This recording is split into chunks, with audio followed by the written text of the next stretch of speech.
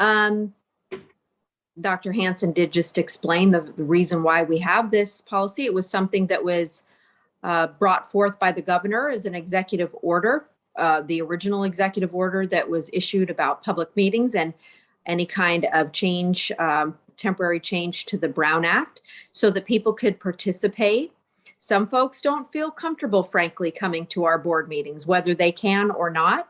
The Delta variant is running rampant through the community. I highly doubt we're going to get the same kind of participation we would if we didn't have a pandemic going on.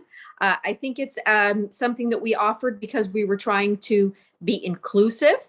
We were trying to be safe. I think that it would disenfranchise those that don't feel safe coming in.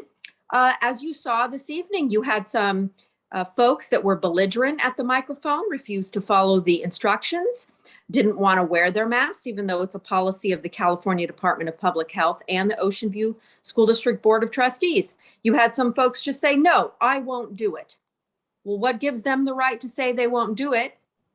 Nothing. In fact, we have rules and they need to be followed, one. And two, folks that come in may not feel comfortable with the folks who are in there saying they're not going to wear their masks.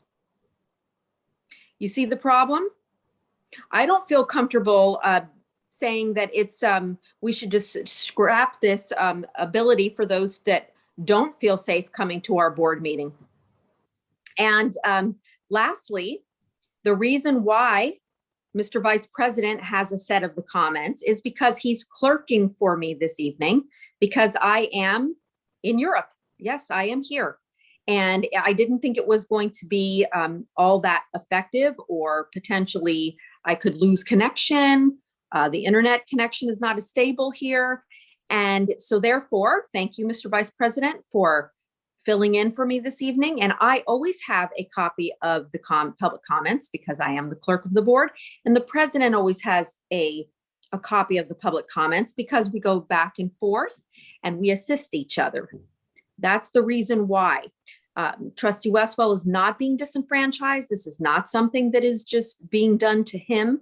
Trustee Briscoe does not have a copy of the comments, and neither do I this evening because I'm not functioning as the clerk this evening. So, Madam President, I'm going to conclude with saying that I suggest, I highly, I just encourage you, please, to not go backwards and to allow people to still send in comments if they so choose, until we have a situation where we don't have an uptick in virus count.